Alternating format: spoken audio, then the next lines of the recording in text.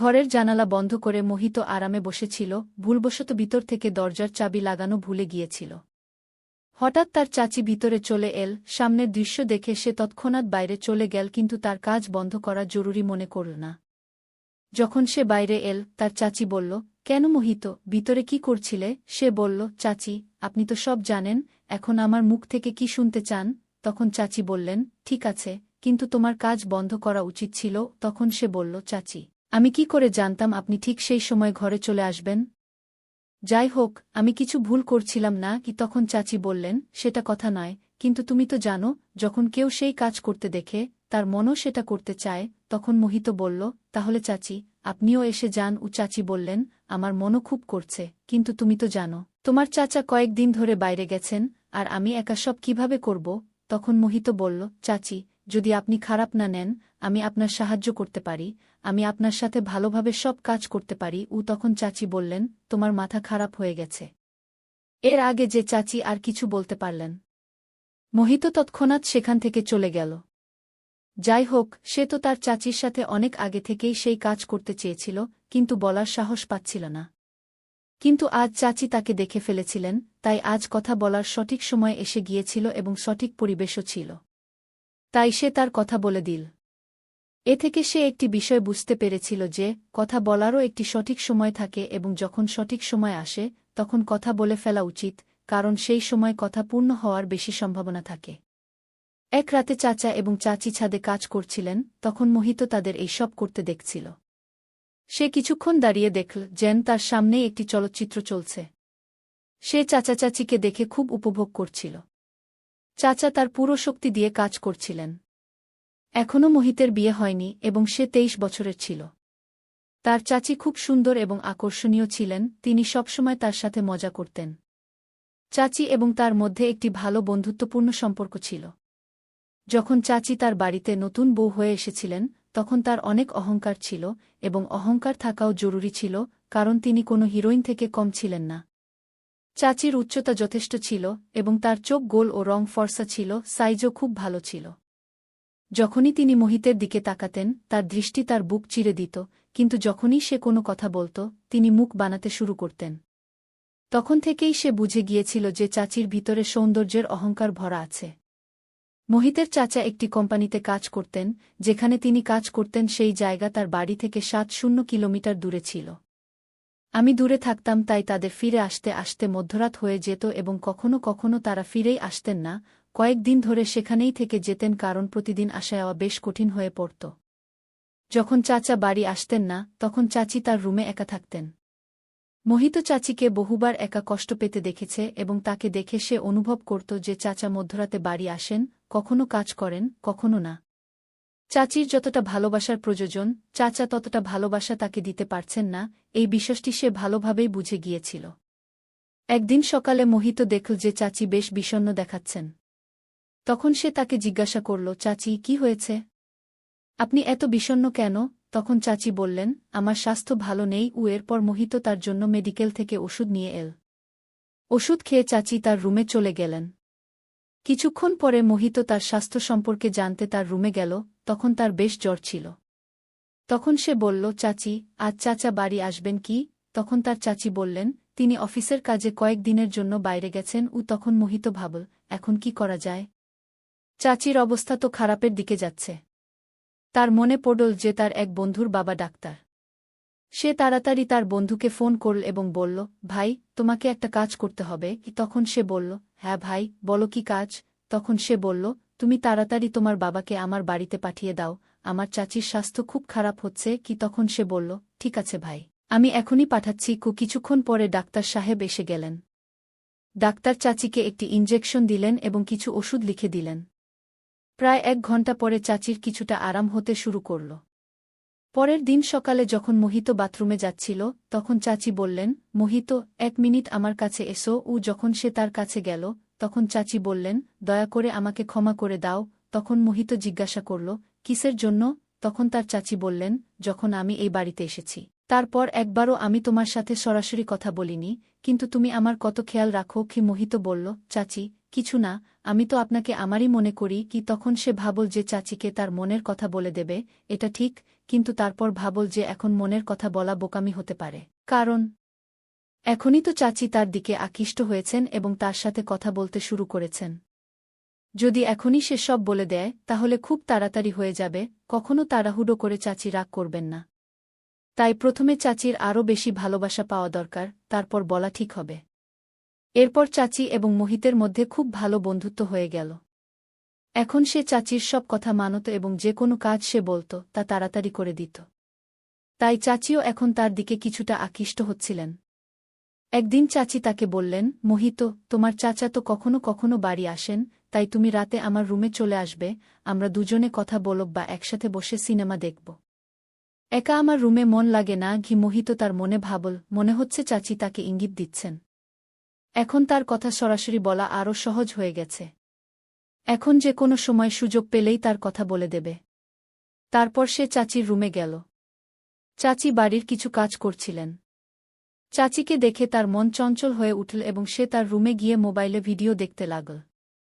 ভিডিওর আওয়াজ ফুল ছিল, যা পুরো রুমে শোনা যাচ্ছিল। সে বাইরের দিকে মুখ করে রেখেছিল যাতে রুমের দরজার দিকে কেউ আসলে তা বোঝা যায়। কিন্তু মোহিত তার মস্তিতে ভিডিও দেখছিল এবং আওয়াজ উপভোগ করছিল। তারপর সে টেরও পায়নি যে কখন তার চাচি রুমে চলে এসেছেন। চাচিও পিছনে এসে সেই ভিডিও দেখতে লাগলেন, কিন্তু মোহিতের তা টেরই পেল না। তারপর চাচি হালকা করে কাশলেন এবং যখন মোহিত ভিডিও থেকে চোখ সরিয়ে দেখল, তখন পিছনে তার চাচি দাঁড়িয়ে হাসছিলেন। তখন সে তাড়াতাড়ি ভিডিও বন্ধ করে দিল এবং একদম ঘাবড়ে গেল। চাচি তার কান ধরে বললেন, এখন কেন বন্ধ করলে? তুমি ভয় পেয়ে গেছ? তখন সে কিছুটা হেসে এবং কিছুটা ঘাবড়ে গিয়ে বলল, হ্যাঁ চাচি, ভয় তো লাগেই যখন কেউ ভিডিও দেখতে দেখতে ধরে ফেলে। তখন চাচি বললেন, ভালো, এখন তোমার ভয় লাগছে? তখন তো ভয় লাগেনি যখন রুমে ভিডিও দেখছিলে। তখন সে বলল, চাচি, কি বলবো, রুমে কি আছে জানি না, যখন একা থাকি তখন মন চঞ্চল হয়ে ওঠে। তারপর সে চাচির হাত ধরে বিছানায় বসল এবং বলতে লাগল, চাচি, আমি আপনাকে একটা কথা বলতে চাই, যদি বলি তাহলে তুমি রাগ করবে না তো? তখন চাচি বললেন, তুমি যা ইচ্ছা বলো, আমি রাগ করব না। তখন তিনি বললেন, যদি আমার রাগ করার ইচ্ছা থাকত, তাহলে তুমি যা করেছ তা দেখে আমি তোমার চাচার কাছে অভিযোগ করতাম। এটা শুনে মোহিত সে একটু নিচে তাকাল এবং তারপর বলতে শুরু করল, চাচি, যখন আপনি প্রথমবার এই বাড়িতে এসেছিলেন তখন থেকেই আপনি আমাকে খুব পছন্দ করেছেন। তখন চাচি হেসে বললেন, আচ্ছা, তাহলে বলো, কি করব? তখন মোহিত বলল, চাচি, আমি আপনার সাথে একবার চাচি বললেন, মোহিত, কিন্তু এটা কিভাবে সম্ভব? যদি এ কথা তোমার চাচার কানে যায় তাহলে তিনি আমাকে ছাড়বেন না। তখন মোহিত বলল, চাচি, আমরা ঘরের লোকের চোখ এড়িয়ে কাজ করব। চাচি বললেন, না, আমি তোমার সাথে সেসব করতে পারব না। তখন মোহিত বলল, চাচি, আমি আপনাকে প্রতিশ্রুতি দিচ্ছি, এ কথা আমাদের দুজনের ঘরের কেউ জানতে পারবে না। চাচি বললেন, কিন্তু মোহিত, আমি তোমার চাচি। মোহিত বলল, তাতে কি? আমরা তো কিছু ভুল করছি না।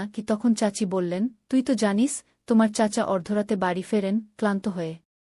কখনো কখনো তিনি আমাকে খুশি করার চেষ্টা করেন। মোহিত বলল, আমি চাচা সম্পর্কে সব জানি এবং এও জানি যে আপনি খুশি থাকার ভান করেন। এ কথা শুনে চাচির মুখ ম্লান হয়ে গেল। চাচির ম্লান মুখ দেখে মোহিত সত্য বুঝতে পারল। তখন চাচি বললেন, মোহিত, তুমি ঠিক বলছ। সময় কাটানোর জন্য সব হচ্ছে। আমি তোমার চাচার সাথে খুশি নই। তোমার চাচা শুধু এই অজুহাত দিয়ে তাড়াতাড়ি ঘুমিয়ে পড়েন যে তিনি দূর থেকে এসেছেন, ক্লান্ত, এবং এখন ঘুম পাচ্ছে। এখন তুমিই বলো, প্রতিদিন আমি কি তাকে খুশি করার জন্য জোর করতে পারি? তাকেও আমার কথা ভাবা উচিত। তিনি শুধু তখনই স্নেহ দেখান যখন তার নিজের মেজাজ থাকে। আমার কোনো খেয়ালই করেন না আমার মেজাজ আছে কি না। তিনি শুধু নিজের কথাই ভাবেন। এসব কথা শুনে মোহিত হতবাক হয়ে বলল, চাচি, তাই তো আমি আপনার এত খেয়াল রাখি। তাই তো বলছি আমি আপনাকে খুশি করতে পারি।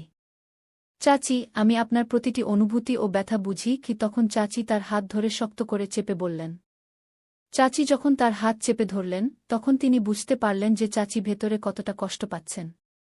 চাচি বললেন, মোহিত, তুমি আমার এত অনুভূতি বুঝো, তুমি কত বড় হয়ে গেছ। কিন্তু আমি কখনো তোমার দিকে মনোযোগ দিইনি। মোহিত বলল, হ্যাঁ চাচি, আমি আপনাকে পুরোপুরি বুঝি। তখন চাচি বললেন, চল, আমি ভেবে দেখি। এবং নিজের ঘরে চলে গেলেন। চাচি যেভাবে ঘরে গেলেন তা মোহিতের পছন্দ হল না। তার মেজাজ খারাপ হয়ে গেল এবং সে ভাবতে লাগল যে এখনই কিছু হবে না। পরের দিন সকালে সে বাথরুম থেকে বেরিয়ে এসে দেখল চাচিও সেখানে এসেছেন। চাচি বললেন, আজ খুব স্মার্ট লাগছিস কি? মোহিত কিছু না বলে নিজের ঘরে চলে গেল, কারণ সে চাচির উপর রাগ করেছিল।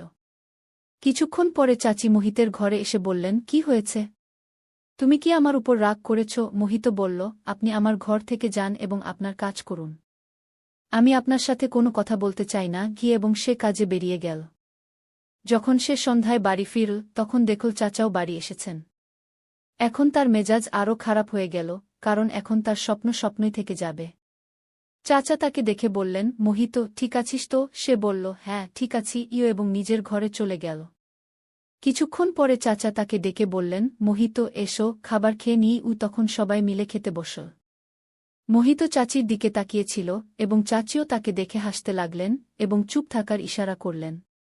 চাচা মোহিতের আগে খেয়ে বাইরে চলে গেলেন, কিন্তু মোহিত ধীরে ধীরে খাচ্ছিল। চাচি তার কাছে এসে বললেন, কি হয়েছে মোহিত? তুমি কি আমার উপর রাগ করেছ? মোহিত বলল, হ্যাঁ। চাচি বললেন, তুমি আমার কথা কেন বুঝছ না? এটা ভুল। মোহিত বলল, এতে ভুল কি? চাচি বললেন, তুমি তোমার ঘরে গিয়ে খেয়ে ঘুমিয়ে পড়ো। মোহিত বলল, আমি ঘুমাব কি না তা নিয়ে আপনার কি? আমি আজ রাতেই বসে থাকব। বলে সে নিজের ঘরে চলে গেল। সে মনে মনে ঠিক করল যে এখন যা হোক, একবার হলেও তার স্বপ্ন পূরণ করবে। যখন সবাই ঘুমিয়ে পড়ল, মোহিত তার ঘরের দরজা খুলে রাখল, যাতে চাচি বুঝতে পারেন যে সে ছাদে যাচ্ছে। সে ছাদে গিয়ে 2 মিনিট বসে থাকল। তখন সে পায়েলের আওয়াজ শুনতে পেল। পিছনে ফিরে দেখল চাচি ছাদে আসছেন। চাচি তার পাশে বসে বললেন, তুমি পাগল হয়ে গেছ? এত রাতে ছাদে কি করছ? তখন মোহিত বলল, আমি যা ইচ্ছা করব তাই করব। আপনি নিচে যান। তখনই চাচি তার হাত ধরে নিজের হাতে নিলেন এবং বললেন, মোহিত, ভেতর থেকে আমিও তোমার সাথে কি? এতটা বলার পর একটু থেমে আবার বললেন, কিন্তু এখন আমরা সেই কাজ করব না, কারণ এখন এটা আমাদের দুজনের জন্যই ভালো হবে। কিন্তু যে কাজ তুমি আমার সাথে করতে চাও, একদিন তুমি অবশ্যই করবে। শুধু একটু ধৈর্য ধরো। চাচির কথা সে বুঝে নিল এবং বলল, ঠিক আছে চাচি। সকালে আবার চাচি বললেন, মোহিত, আমার কথা মন দিয়ে শোনো। আমি বলেছি না বলে দেব। তারপর সকাল হলে মোহিত এবং চাচি চা পান করছিলেন, তখনই চাচা এসে বললেন, আমি তোমাদের দুজনকে একটা কথা বলতে এসেছি। এখন আমি আর কখনো ফিরে আসব না। আমি অফিসের কাজে বাইরে যাচ্ছি এবং প্রায় 3 মাস পরেই ফিরব। তখন চাচা বললেন, মোহিত, এখন এই ঘরের দায়িত্ব তোমার। তোমার চাচির ভালোভাবে খেয়াল রাখবে। মোহিত বলল, চাচাজি, আপনি নিশ্চিন্ত থাকুন। আমি এই ঘরের দায়িত্ব ভালোভাবে সামলাব। আর চাচির কথা হলে তারও আমি পূর্ণ খেয়াল রাখব। আপনি শুধু নিশ্চিন্ত থাকুন। তারপর চাচা বললেন, এখন থেকে 2 ঘন্টা পর আমার ট্রেন। তারপর মোহিত তার চাচাকে স্টেশনে ছাড়তে চলে গেল। যখন সে বাড়ি ফিরল, তখন চাচির মেজাজ খারাপ ছিল এবং তিনি কাঁদছিলেন। সে বলল, চাচি, কি হয়েছে? আপনি কাঁদছেন কেন? চাচি বললেন, কাঁদব না তো কি করব? তোমার চাচা তো আগেই কয়েকদিন পর পর আসতেন, আর এখন তো সরাসরি 3 মাসের জন্য চলে গেছেন। কথা বলে তিনি আরও কাঁদতে লাগলেন। মোহিত চাচিকে বিছানায় বসিয়ে বলল, চাচি, কোনো কথা নেই। চাচাকে তো তার কাজের জন্য যেতেই হতো। আর আমি তো আছি আপনার সাথে, আপনার খেয়াল রাখার জন্য। কথা বলতেই চাচি মোহিতকে জড়িয়ে ধরে ফেললেন। এরপর আর কোনো কথা না বলে চাচি তার সাথে শুরু করে দিলেন এবং কথা এগোতে লাগল। কারণ চাচি এখন খুবই দুঃখিত ছিলেন এবং পুরোপুরি প্রস্তুত হয়ে গিয়েছিলেন। তিনি কিছু না দেখে সমস্ত ভালোবাসা তাকে দিয়ে দিলেন। মোহিত পিছিয়ে থাকল না। চাচা তো সবসময় চাচিকে অসম্পূর্ণ রেখে দিতেন, কিন্তু আজ সেই ঘাটতি মোহিত পূরণ করছিল। সে সারা রাত চাচির পূর্ণ সেবা করল এবং পুরোপুরি উপভোগ করল। চাচিও দিল খুলে ভালোবাসা বর্ষণ করছিলেন এবং নানা অ্যাঙ্গেল বদলে বদলে পুরোপুরি উপভোগ করছিলেন। রাত প্রায় 3টার দিকে তারা দুজন ঘুমিয়ে পড়ল। পরের দিন যখন চাচি উঠলেন, তখন তার চেহারা থেকে স্পষ্ট বোঝা যাচ্ছিল যে চাচি সত্যিই খুশি। এরপর চাচি তার হাত ধরে বললেন, মোহিত, তুমি যে সুখ আমাকে দিয়েছ, তার জন্য আমি জানি না কতদিন থেকে তুমি ব্যাকুল ছিলে। মোহিত বলল, আপনি তো আমার কথা শুনতেই চাইছিলেন না। আর আজ দেখুন, আপনার চেহারার খুশি বলছে আপনি ভেতর থেকে কতটা খুশি। এরপর চাচি তাকে জড়িয়ে ধরে বললেন, থ্যাংক ইউ, আমার মোহিত। সেদিনের পর থেকে মোহিত তার চাচির রুমে তার সাথে ঘুমানো শুরু করল। এখন তারা দুজন প্রতিদিন খুশিতে থাকতে লাগলেন। এই গল্পটি আমাদের একজন দর্শক পাঠিয়েছেন, যার জীবনে এই ঘটনা ঘটেছে। তিনি বলেছিলেন যে তার গল্প সব দর্শকদের শোনানো হোক এবং তার নাম গোপন রাখা হোক। তাই আমরা এই গল্পটি আপনাদের সামনে উপস্থাপন করেছি। যদি আপনার কাছেও এমন কোনো গল্প থাকে এবং আপনি তা লোকেদের সাথে শেয়ার করতে চান, তাহলে আপনি আমাদের পাঠাতে পারেন। আমরা আপনার গল্পটি আমাদের চ্যানেলের মাধ্যমে আমাদের দর্শকদের শোনাতে পারি। যদি গল্পটি আপনার ভালো লেগে থাকে, তাহলে আপনার বন্ধু এবং আত্মীয়দেরও পাঠিয়ে দিন। যাওয়ার আগে ভিডিওটি লাইক করুন। এই গল্প বলার উদ্দেশ্য কারো হৃদয়ে আঘাত করা নয়, কারো অনুভূতিতে আঘাত করা নয়, কোন ধরনের অনৈতিকতাকে উৎসাহিত করা নয়। এই গল্পের উদ্দেশ্য সমাজে ঘটে যাওয়া এই ধরনের বিষয়ে সচেতনতা আনা। আমরা এই গল্পের মাধ্যমে আমাদের দর্শকদের এই শিক্ষামূলক বার্তা দিতে চাই যে, এই ধরনের বিষয়ে সতর্ক থাকুন, নিরাপদ থাকুন এবং সচেতন থাকুন। আমরা আপনাকে আবার এমনই কোনো গল্পে দেখা করব। ভিডিওটি ভালো লাগলে লাইক করুন, শেয়ার করুন, সাবস্ক্রাইব করুন। ধন্যবাদ।